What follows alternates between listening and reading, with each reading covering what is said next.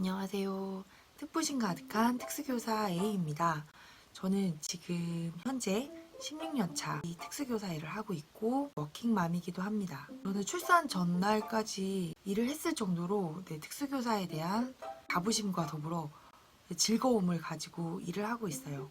다음 생에도 인간으로 제가 태어날 수 있다면 저는 특수교사 일을 또 하고 싶다라고 생각할 정도로 특수교사의 이 일을 천직으로 생각하고 있습니다. 하지만 제가 처음부터 그랬던 것은 아니에요. 저에게도 특대기가 있었습니다. 혹시 특수 꿈나무들께서 나중에 특대기가 찾아왔을 때 저의 이야기가 조금은 도움이 되셨으면 하는 바람에서 오늘 이야기를 해볼게요. 되게 5에서 한 6년 차가 되면 특수교사에 대한 회의감이 든다고 해요. 그때쯤이면 신규 딱지도 떼고 특수일이 손에 이제 익을 무렵이라 매년 반복되는 일에 당연해지고 지루해질 수 있는 시기거든요. 대학교 졸업을 해서 임용을 받다면 한 30대 초반 시기일 것 같아요. 그때쯤 되면 친한 초등교사 동료들이 이제 부장 교사가 되는 시기예요. 또래 일반 교사들은 이때쯤이 되면 부장을 맡기 싫은데 어쩔 수 없이 맡게 되는 경우도 있고 혹은 정말 자신이 원해서 부장을 하는 경우도 있지만 특수교사는 특수학교라면 모를까 특수학급에서는 부장을 맡는 경우가 흔치 않습니다. 물론 제가 하겠다고 손을 들면 시켜줄 수 있는 경우도 있지만 먼저 학교에서 부장을 권하는 경우는 그렇게 많지 않아요. 못하는 것과 안 하는 것은 정말 큰 차이가 있거든요. 할 생각은 없지만 부장 자리에서 제외되는 특수교사의 마음은 그다지 좋지는 않겠죠. 학년이 바뀌지 않고 반복되는 일상이 장점이 될 수도 있지만 단점이 되기도 해요. 그날의 컨디션에 따라서 문제행동을 달리하는 반 아이들을 대하는 것도 사실은 쉽지는 않습니다. 과연 내가 누구인가 하는 회의감이 들기도 해요. 그때 그 시기에는 괜한 피해의식도 생겨서 이제 손해보지 않으려고 나도 모르게 날카로워질 때가 많았어요. 그때가 저는 특대기였던 것 같습니다. 이 일을 정말 간절히 원해서 그렇게 정말 노력을 해서 들어왔지만 저에게도 그렇게 특대기가 찾아왔습니다. 이 일을 그만두고 다른 일을 해볼까 하는 배부른 생각도 잠시 해봤었습니다. 모두들 각자 가슴에 품 꿈이 있잖아요. 이상과 현실의 직업이 일치하기라는 쉽지 않아요. 저 역시도 특수교사가 되고 싶었지만 이거는 현실적인 직업이었어요. 저도 교사 외에 되게 하고 싶은 일이 많았습니다. 특대기 때는 마치 내가 특수교사 일 외에 다른 일을 했어도 성공할 수 있었는데 지금 이 일이 이 직업에 얽매여서 훨훨 날아가지 못한다는 착각을 하게 되었어요. 그러면서 이게 억울한 마음이 들기 시작을 하더라고요. 안 그래도 매일 아이들은 다양한 문제로 저를 시험하고 그러다 보니까 이 아침의 출근이 되게 고역스럽게 느껴졌어요.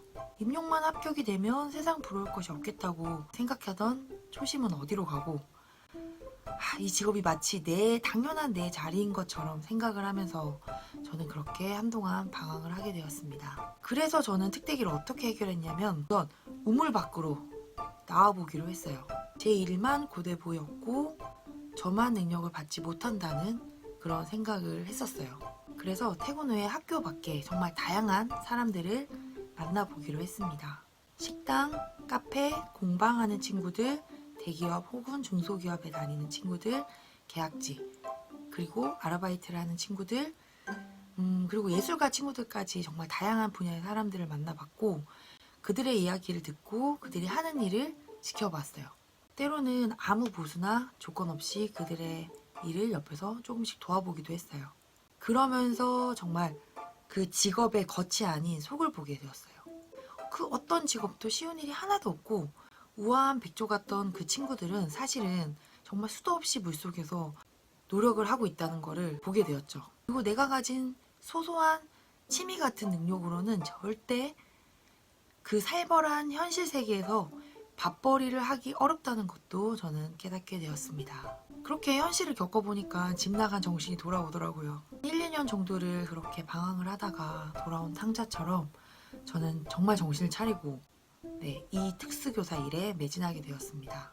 결국 지금 내가 하는 이 일이 장애 학생을 가리키는 이 일이야말로 내가 가장 잘할 수 있고 가장 적성에 맞는 일이라는 것을 정말 몸소 부딪혀보고 깨달았어요. 직업과 상관없이 아마 누구에게나 권태기는 있을 거예요.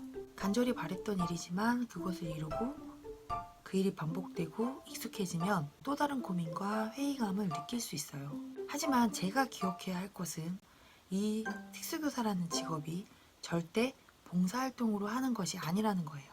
특수교사 힘들죠. 남들이 보면 정말 힘들겠다, 대단하다 라고 말할 정도로 힘든 건 사실이에요. 그러다 보니까 자꾸 우리가 잊고 사는 게 있는데 우리는 월급을 받습니다. 권태기를 느끼는 교사들은 대부분 아마 저처럼 자신이 이곳에서 월급을 받는다는 사실을 잊고 사는 것 같아요. 저 역시 그랬거든요. 학교 내에서 누구와 비교를 하고 내가 합당한 대우를 받지 못한다는 피해의식을 가지고 징징대는 게 사실 웃긴 일이에요. 대접으로 그만한 합당한 월급을 받으면서 징징대는 소리잖아요.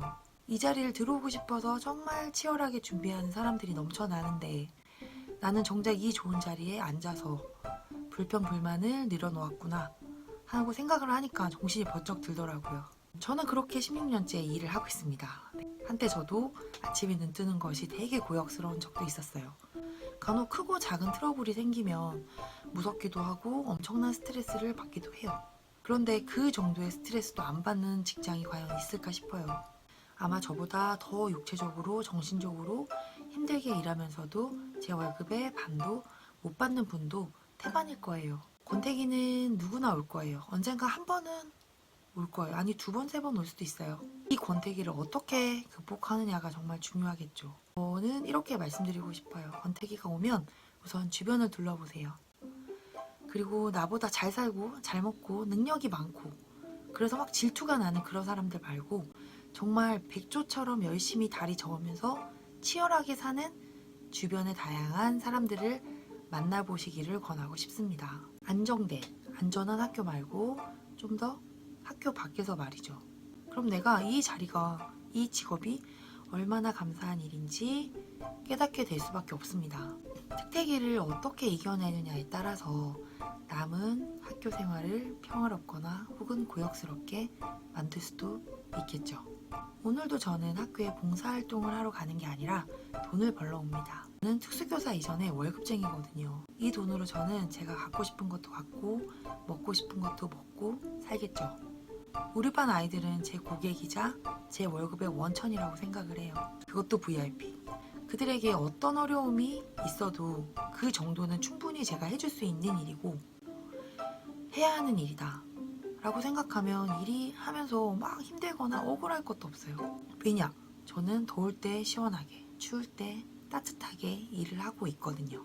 매달 정해진 날짜에 월급이 나오고 간혹 학교 내에 스트레스가 있기는 하지만 다른 직장을 생각해보면 이 정도는 이겨낼 수 있는 강도예요.